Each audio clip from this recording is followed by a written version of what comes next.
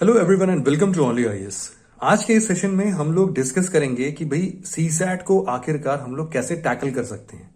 सभी के लिए एक नाइटमेयर बनता जा रहा है और इसको कैसे हम ओवरकम कर सकते हैं, कैसे इंप्रूव कर सकते हैं और इस पूरे प्रीलिम्स 2022 के लिए हम लोग सीसैट के लिए क्या अप्रोच रख सकते हैं उसके बारे में हम डिस्कस करेंगे। सबसे पहले सीसैट एक्चुअल में हमें यह जानना बहुत जरूरी है कि बेसिक कंपोनेंट्स क्या क्या होते हैं। तो सबसे पहले आप यहां पर देख सकते हो कि 4 पार्ट्स में आप majority of the time divide कर सकते हो, या फिर अगर उससे भी छोटे रेंज में देखना चाहो तो आप यहां पर देख सकते हो। एक सिंपल सा होता है भाई अपना मैथ्स का सेक्शन, ठीक है, और एक सेक्शन होता है अपना रीडिंग कॉम्प्रिहेंशन का सेक्शन। इन दो सेक्शंस में आपको क्वेश्चंस कुछ इस हिसाब से डिवाइडेड मिलते हैं कि जो आपका मैथ्स वाला पोर्शन होता है उससे यहां पर जैसे लिखा हुआ है कि अप्रोक्सीमेटली 45 क्वेश्चंस आते हैं हमारे, और रिमेनिंग 35 क्वेश्चंस अप्रोक्सीमेटली हमारे कॉम्प्रिहेंशन या फिर जो कि मैं रीडिंग कॉम्प्रिहेंशन बोल रहा हूं उससे होंगे।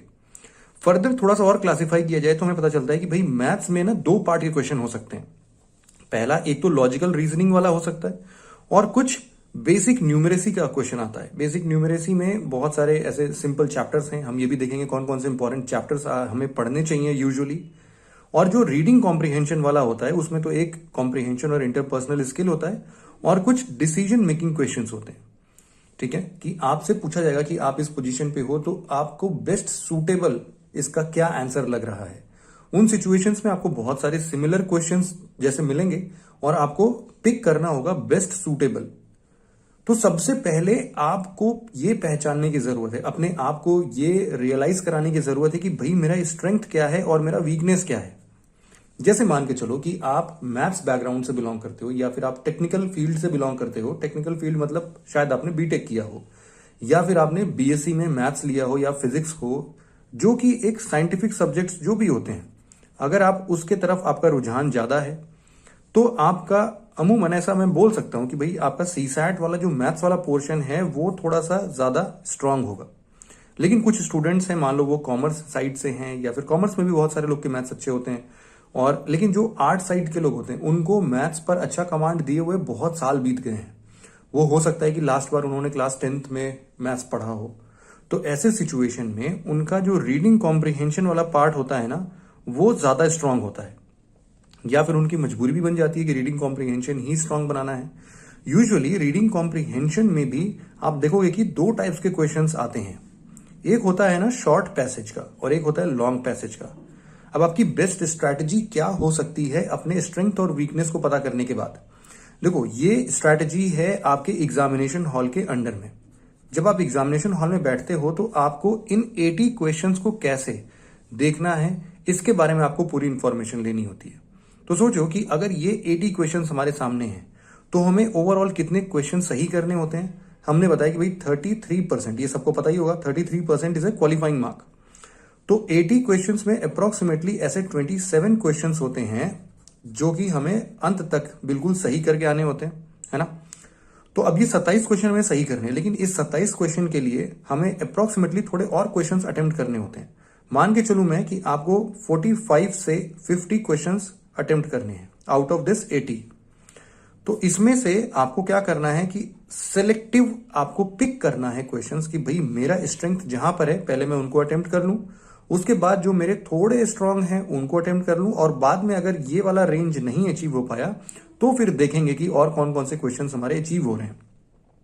सिमिलरली जैसे कि मैंने रीडिंग कॉम्प्रिहेंशन में बताया कि शॉर्ट पैसेज और लॉन्ग पैसेज आता है, इसी तरीके से मैथ्स में भी 2 पार्ट होते हैं। आप इसमें देखोगे कि जो रीजनिंग वाले क्वेश्चंस होते हैं वो रिलेटिवली इजी होते हैं। कई सारे questions with in seconds solve हो जाते हैं, 10 15 20 सेकंड लगाया और ये सॉल्व हो गए।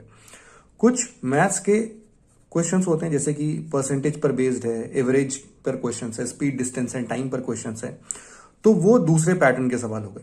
तो भाई दोनों में हमारे पास कुछ ऐसे क्वेश्चंस हैं जो कि इजी होते हैं और कुछ ऐसे क्वेश्चंस हैं जो कि हमारे लिए डिफिकल्ट होते हैं, है ना। इसमें भी हम यही बोलते हैं शॉर्ट पैसेज हमारे लिए इजी है, पढ़ना जल्दी पढ़ लेंगे, लॉन्ग पैसेज हमारे लिए डिफिकल्ट है। तो अगर आप एक ऐसे पर्सन हो जिसका मैथ्स स्ट्रांग है तो उसको क्या करना चाहिए, रीजनिंग वाले क्वेश्चन को पहले अटेम्प्ट कर लेना चाहिए। उसके बाद ऐसा हो कि उसका इंग्लिश भी इतना वीक नहीं है तो उस सिचुएशन में वो क्या कर सकता है, वो शॉर्ट पैसेज पढ़ सकता है। शॉर्ट पैसेज पढ़ने के बाद वो ये बोले कि भाई अब हम वापस से मैथ्स में आते हैं और हम अब मैथ्स वाले क्वेश्चंस लगा लेते हैं। हो सकता है कि रीजनिंग के 10 क्वेश्चंस मान लो अगर आए तो ये सही हो गए, शॉर्ट पैसेज में भी 10 क्वेश्चन आए, ये सही हो गए, और इन दोनों को लगाने में मिनिमम टाइम लगेगा, मैं मानता हूं कि 40 से 50 मिनट्स लगेगा और ये डन हो जाएगा अपना। तो भाई ये जो 40 से 50 मिनट में अगर 20 क्वेश्चन सॉल्व हो जाते हैं तो हमारे पास अच्छा खासा टाइम है जिसमें कि हम इस रेंज को ब्रीच कर सकते हैं। तो अब मान के चलो कि 1 घंटे बीत गए, 1 आवर में आपको कोशिश करना है कि आपके अप्रोक्सीमेटली 30 क्वेश्चंस तक डन हो जाए। ठीक है, अगर आप ऐसा कर लेते हो, जरूरी नहीं है कि 30 क्वेश्चंस हो ही तभी सिलेक्शन होगा, सेकेंड आवर में भी आप अच्छा परफॉर्म कर सकते हो, बट फर्स्ट आवर में अगर 30 क्वेश्चंस डन हो जाते हैं ना तो आपको कॉन्फिडेंस मिल जाता है और आपका सेकेंड आवर बहुत ईजी जाता है। ईजी इन द सेंस कि आप रिलैक्स्ड होते हो उस चीज को देख के। तो अब ये समझो आप कि मान लो कि पहले घंटे में 30 क्वेश्चन अगर हमें करने हैं तो यहां पर 10-12 क्वेश्चन यहां के कर लिए, 10-12 क्वेश्चन इधर के कर लिए, और बाकी मैथ्स के स्ट्रांग में आपका था ही मैथ्स पहले से ही स्ट्रांग, तो आपने उसके भी कम से कम ऐसे 5 से 10 क्वेश्चन लगा लिए। ठीक है, तो आपका 1 घंटे में लगभग इतने क्वेश्चन डन हो जाएंगे। अगर आपका अल्टरनेटिवली रीडिंग कॉम्प्रिहेंशन या फिर इंग्लिश आपका ज्यादा स्ट्रांग है तो आप क्या करोगे, सबसे पहले शॉर्ट पैसेज पढ़ो, उसके बाद रीजनिंग के क्वेश्चन लगा लो क्योंकि इजी होते हैं, ये आपसे भी लग जाएंगे बहुत आसानी से। वापस से उछल के आओ अपने लॉन्ग पैसेज पर और लॉन्ग पैसेज पर भी डन करने की कोशिश करो। सेम स्ट्रैटेजी है, बस आपको ये समझना है कि आपका स्ट्रेंथ क्या है, आपका वीकनेस क्या है। तो ये बातें क्लियर हो गई क्या? चलो अब एक चीज और इसमें देखते हैं, स्ट्रेंथ और वीकनेस से आपको एग्जामिनेशन हॉल की क्या स्ट्रैटेजी होनी चाहिए ये क्लियर हो गई। अब यहां पर देखो एक चीज और है, मैं आपको बता दूं कि सीसैट के इंपॉर्टेंट चैप्टर्स कौन कौन से हैं जो कि आप पढ़ सकते हो अपने लिए। तो देखो सबसे बढ़िया है कि आप अपना परसेंटेज वाला चैप्टर जरूर से कवर कर लो क्योंकि ये काफी इंपॉर्टेंट है। बहुत सारे क्वेश्चंस हैं जो कि इससे डायरेक्टली लग जाते हैं, बहुत सारे क्वेश्चंस में इनडायरेक्टली परसेंटेज का यूज होता है, तो आपका परसेंटेज अच्छा होना चाहिए। तो इसके जितने क्वेश्चंस आप लगा सकते हो ज्यादा से ज्यादा आप उनको लगा लो।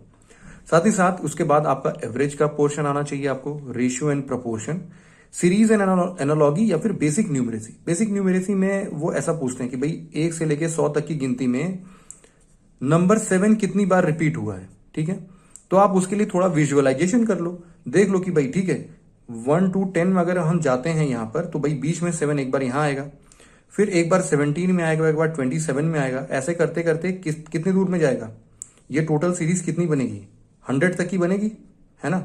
और ये कितने नंबर्स बनेंगे, ये 10 बनेंगे।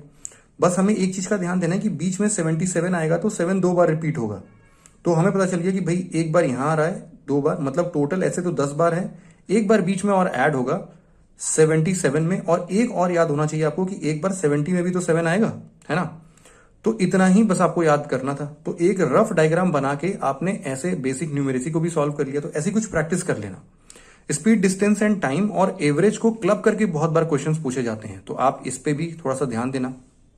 टाइम एंड वर्क अगेन एक इंपॉर्टेंट चैप्टर है, टाइम एंड वर्क से ही रिलेटेड बहुत सारे क्वेश्चंस आते हैं, जैसे कि पाइप्स एंड सिस्टर्न वाले क्वेश्चन आते हैं। दोनों का फंडा सेम है, फंडा समझ लोगे तो दोनों क्वेश्चंस लग जाएंगे। ब्लड रिलेशन एक इजी टारगेट है आपके लिए, जिसको भी फूफा, ताऊ, मामा, मामी इन सब का रिलेशन समझ में आता है वो क्वेश्चन बहुत आसानी से लगा लेते हैं। एक डायरेक्शन का क्वेश्चन हर साल आता है और 3-4 क्वेश्चन आते हैं, तो आप ये मान के चलो डायरेक्शन के कुछ एक क्वेश्चन है जो कि बहुत ईजी है। आपको सिंपली अगर ये पता है कि भाई इधर ईस्ट है, इधर वेस्ट है, इधर नॉर्थ, इधर साउथ है, तो आप आराम से उन क्वेश्चंस को लगा सकते हो, कोई इशू नहीं है। ठीक है, तो आपको ऐसे ही कुछ ध्यान में रख के इन चीजों को आगे बढ़ाना है। ठीक है, फिर नेक्स्ट क्वेश्चन जो हमारा आता है वो है हमारा वेन डायग्राम से रिलेटेड। वेन डायग्राम से भी कई सारे क्वेश्चंस लग जाते हैं, जैसे कि बहुत बार परसेंटेज के क्वेश्चंस भी वेन डायग्राम से लग जाते हैं। बहुत बार ऐसा क्वेश्चन आता है कि भाई 100 स्टूडेंट्स हैं, 100 स्टूडेंट्स में से इतने इंडियन स्टूडेंट हैं और इतने भाई फॉरेनर स्टूडेंट हैं। अब इसमें भी आधे जो हैं कुछ फीमेल हैं, कुछ मेल हैं, तो वेन डायग्राम बना के आप बहुत इजीली उन क्वेश्चंस को सॉल्व कर सकते हो। इसके बाद आपका एक चैप्टर आता है सिंपल एंड कंपाउंड इंटरेस्ट, जिसको भी ये डिफिकल्ट लगता है ना उसको ये अवॉइड करके डेटा इंटरप्रिटेशन एंड सफिशिएंसी पर जा सकता है। डेटा इंटरप्रिटेशन और सफिशिएंसी का फायदा ये होता है ना कि आपको एक साथ एक ग्राफ दे देगा कोई भी, ठीक है, और आपसे क्वेश्चंस पूछ लेंगे 1 2 3 ऐसे कुछ क्वेश्चंस आ जाते हैं। तो ऐसे क्वेश्चन में क्या होता है कि एक बार आप सॉल्व करते हो तो 3 क्वेश्चंस इकट्ठे आ जाते हैं। प्रीवियस ईयर क्वेश्चंस के अगर ट्रेंड एनालिसिस की हम बात करें ना, तो देखो मैथ्स, रीजनिंग और रीडिंग कॉम्प्रिहेंशन में आपको majority of the time maths और रीजनिंग के क्वेश्चन थोड़े ज्यादा मिलेंगे as comparison to reading comprehension. तो इसीलिए आपको अपना थोड़ा सा इधर वाला फंडा ठीक ठाक रखना है, लेकिन मैथ्स छोड़ के नहीं जा सकते। सिमिलरली आप केवल मैथ्स और रीजनिंग के बेसिस पर नहीं जा सकते, क्योंकि मैथ्स के कुछ ऐसे डिफिकल्ट क्वेश्चंस होंगे जो कि आप नहीं लगा पाओगे। और अगेन वो वाला क्वेश्चन जो है ना कि 40 से 45 अगर आप रेंज में टारगेट कर रहे हो कि हाँ भाई मेरे को इतना क्वेश्चन अटेम्प्ट करना है, तो वो मैथ्स और रीजनिंग से पूरे हो नहीं पाएंगे 2 घंटे में, क्योंकि कुछ क्वेश्चंस बहुत लेंथी होते हैं। आपको इस पूरे एग्जामिनेशन में, सीसैट के पेपर में, आपको केवल क्वेश्चन पिक करने की स्ट्रैटेजी अभी से बनानी है। जितनी बढ़िया स्ट्रैटेजी आप अभी बना लोगे, समझ लो उतना सुकून से आप अपने एग्जामिनेशन हॉल में उस चीज को दे दोगे। ठीक है, अब आखिरी मुद्दा हमारे सामने आता है कि भाई आखिरकार हम इसके लिए पढ़े कैसे या फिर शेड्यूल कैसे बनाएं। तो देखो बहुत सिंपल स्ट्रैटेजी है, आप सब लोग अपने अपने लेवल पर इसको कर सकते हो। सबसे पहला क्या है कि आपको ये देखना है कि भाई अभी हमारे पास अप्रोक्सीमेटली ये 90 डेज हैं। अब इन 90 डेज में सबसे पहले आप स्टार्ट करो प्रीवियस ईयर क्वेश्चन को लगाना। तो आप 2021 से स्टार्ट करना, 2021 लगाओ पहले, फिर 20 लगाओ, फिर 19 लगाओ। अगर आप इसमें 4-5 दिन देते हो तो भी कोई इशू नहीं है। 4-5 दिन का मतलब है कि पूरा पूरा दिन नहीं दे रहे हो आप, 2 घंटे का ही टाइम मिलता है ना आपको, तो 2 से 3 घंटे ही आप दे सकते हो। तो 2-3 दिन 4 दिन में आप सारे पेपर्स को एक बार फटाफट से दौड़ती निगाहों से एक बार करके देख लो, और सीरियसली 2-3 साल के तो सॉल्व करके देख लो। आपका स्कोर अगर ठीक ठाक आता है कि आपके अल्टीमेटली 30 से 35 क्वेश्चन सही हो रहे हैं इन एनी सिचुएशन, तब तो आपको सीसैट की टेंशन लेने की जरूरत ही नहीं है, और आप बहुत इजीली, इवन आप बहुत ज्यादा नहीं भी पढ़ोगे तो भी आपका ये क्लियर हो जाएगा। बट स्टिल अगर आपके इक्वेशन में कहीं ऐसा आ रहा है कि भाई हाँ 20 से 30 के रेंज में अगर आप आ रहे हो, तो फिर आपको थोड़ा सीरियस होना पड़ेगा, क्योंकि एग्जामिनेशन हॉल के ऐसे बहुत सारे मोमेंट्स होंगे जहां पर आपको प्रेशर फील होगा, और आप हो सकता है कि इस डर के मारे या फिर उस प्रेशर सिचुएशन में आप थोड़े कम क्वेश्चन के तरफ अलाइन कर जाओ और कुछ गलत आंसर टिक करके आ जाओ। तो आपको ये वाला ध्यान रखना है। और इवन अगर इससे भी कम किसी के आ रहे हैं तो फिर उसको सीरियस प्रिपरेशन की जरूरत है। आपको मैंने यहां पर मोटे मोटे 10 टॉपिक्स तो गिना दिए थे, इसके अलावा आप मान लो अपने से आपने 5 से 8 टॉपिक्स और अरेंज कर लिए इन पेपर्स को एनालाइज करते टाइम कि हाँ भाई ये वाले टॉपिक्स भी हैं जिनमें से क्वेश्चंस मेरे लग जा रहे हैं, तो मैं इनको भी एक बार पढ़ लेता हूं, रिवाइज कर लेता हूं। तो नेक्स्ट आपका टारगेट ऐसा बनना चाहिए कि ठीक है ये 15 से 18 टॉपिक्स अगर हमें पढ़ने हैं, तो ओवरऑल अगर हमने हर क्वेश्चन के प्रीवियस ईयर क्वेश्चंस को एलिमिनेट करते हुए इसके अलावा 10-10 क्वेश्चन भी अगर हमने लगा लिए सिमिलर पैटर्न पर, तो भी अपना काम डन हो जाएगा इसमें। ठीक है, तो आप ऐसा ही करो कि इनके 10-10 क्वेश्चन लगा लो। 10 क्वेश्चन लगाने में आप 1 से 2 घंटे का टाइम लगा सकते हो, क्योंकि आप थोड़ा सा आप बेसिक रिवाइज करोगे, फिर 10 क्वेश्चन सॉल्व करोगे, तो 1 से 2 घंटे लगेंगे। तो ओवरऑल आपको क्या करना है, 15 से 18 दिन देने हैं जिसमें आपको 10-10 क्वेश्चन रोज प्रैक्टिस करना है। 4 से 5 दिन आपको देने हैं जिसमें से आपको प्रीवियस ईयर क्वेश्चंस डिस्कस करने होंगे या फिर आपके सॉल्व करके देखने होंगे, उनको ट्रेंड एनालाइज करना होगा। इस तरीके से आप अपने सहूलियत के अनुसार अपने डेज को एलोकेट कर सकते हो। और याद रहे कि ये जो 4 से 5 दिन दिए हैं प्लस 15 से 18 दिन दिए हैं आपने मैथ्स के टॉपिक्स को एक बार अच्छे से कवर करने के लिए, आपके लास्ट के 2 डेज आपके रिवीजन के लिए जरूर होने चाहिए। क्योंकि अगर ये नहीं रहा तो आपका ये वाला मेहनत जो है ना, वो हो सकता है उतना यूजफुल या फिर उतना फ्रूटफुल एग्जामिनेशन हॉल में ना रहे। तो आप इस पे भी ध्यान देना। 2 दिन आपको यहां पर रिवीजन के लिए भी देना ही देना है। ठीक है, तो बस इतना ही था, इतना ही आपको करना है सीसैट के लिए, मोर और लेस। जितना ज्यादा प्रैक्टिस करोगे उतना अच्छा स्कोर कर पाओगे। और एट द एंड आप इस चीज को जरूर से ध्यान देना कि आपको मिडिल पाथ सेलेक्ट करना है।